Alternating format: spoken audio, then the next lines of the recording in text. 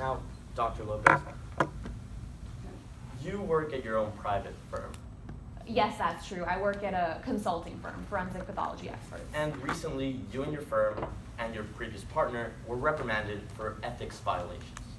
Yes, there were some issues with our financial history, and so we were issued a reprimand by the Midlands Ethical Board. So to be clear, you broke an ethics rule by not reporting your partner and were caught for it. Well, I wouldn't say that I personally broke the rule. I was informed very late of the violations by my partner. They were dismissed from the firm immediately after. But you were reprimanded for not reporting the breaking of ethics rule, which in turn is breaking a rule. Yes, a public reprimand was issued for my firm and myself as well. Now, let's talk about your history. You worked as the chief medical examiner for 21 years. Yes, I did. And in those 21 years, you examined over 3,000 bodies and conducted 3,000 autopsies. Yes, that's true. And these helped you come to a clear conclusion in all your cases. Yes, I'd agree with that. But this time, you didn't examine the body. No, that wasn't my job in this case. I'm not the chief medical examiner. I was asked to review the results of the autopsy performed by the chief medical examiner as a consultant. And to be clear, you didn't get to see Parker's lungs.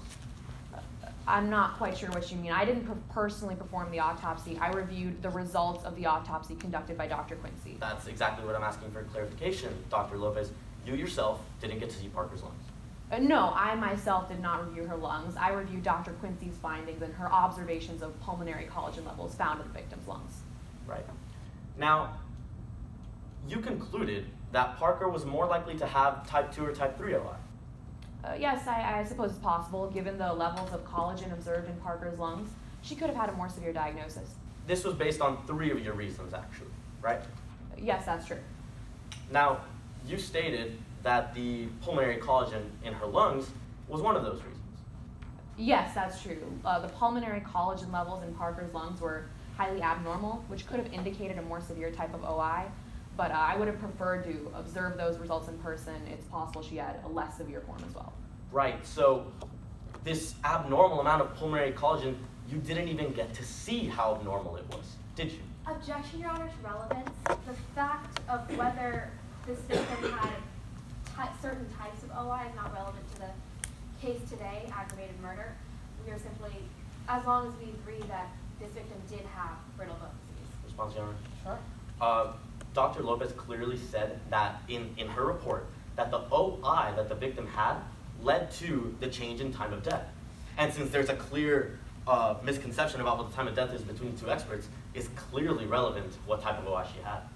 Your Honor, if I may, Briefly. this witness testified that the weight and the environment that this victim was found in affected the formula and affected the time of death, not the type of OI. I'm going to overrule if it's in her report and it has relevance and bearing on the case. It's a pretty low bar. Yes, Your Honor. So you didn't get to see how normal the pulmonary collagen was. No, but it really wasn't relevant to my conclusions for time of death. What really matters here is that we look at the victim's weight and the environment in which the corpse was located. So did you not state in your report that Parker's OI led to your conclusion about time of death? Parker's OI relates to conclusions regarding the bruising patterns on her body. It doesn't really necessarily factor in as much to the rate at which heat leaves the body. What influences the rate at which heat leaves the body is the fact that she was only 90 pounds and that she was found in a location that measured 90 degrees Fahrenheit.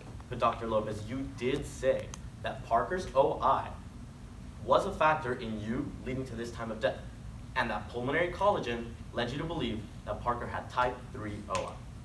Well, to clarify that, my reasoning was the weight and the environment, which also factored into my diagnosis, or my opinion of Parker's diagnosis of OI.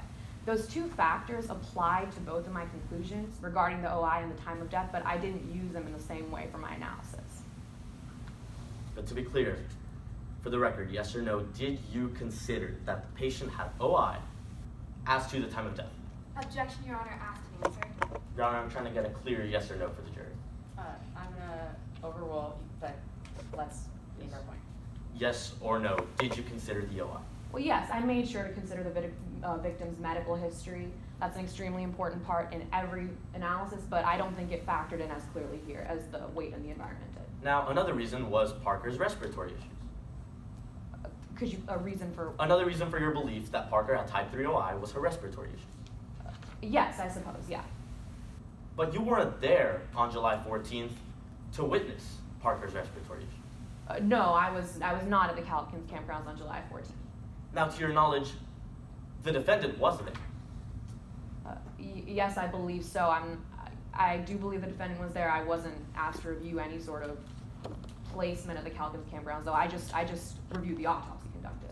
But you actually said you wanted to talk to the defendant about what happened and that it would have helped your case. Well, talking to the defendant could have helped give me some insight on exactly what sort of symptoms Parker was experiencing, but the autopsy report conducted by Dr. Quincy had a very detailed record of some things like inflammation, pulmonary collagen levels, and that was sufficient to form a conclusion as to the type of OI that Parker might have had. Now, you actually made a request to speak to the defendant, but it was denied. Yes, I made a request. I wanted to make sure that my analysis was thorough, but the results I reviewed from the autopsy, at least the medical findings and observations when the incisions were performed, was sufficient to perform my investigation. But you did say that speaking to Jordan would have helped your case. Yes, the more information I would have had, the better. But someone in this room denied you the request to speak to Jordan. I'm sorry, I don't know what you mean by that. Did the defense counsel not deny you the request to interview Jordan about the day of? Yes, my request was denied. By the defense counsel?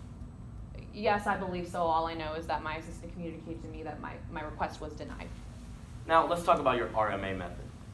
You talk about Parker's weight not being considered into account in Dr. Quincy's. Yes, that's true.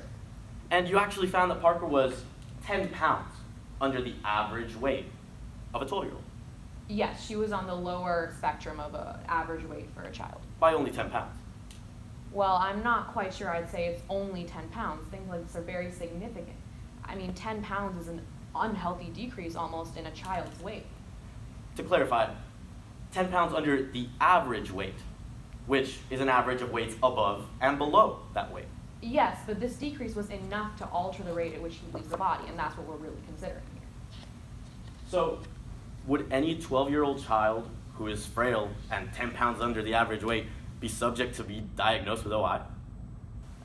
I'm sorry, sir, I think you're misunderstanding. What we're considering here is the rate at which he leaves the body, when we're trying to calculate the hours that have passed since the corpse expired.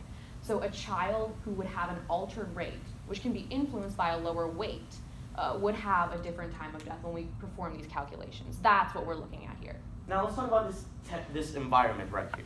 You're speaking about how Dr. Quincy used an average temperature while you used an exact temperature.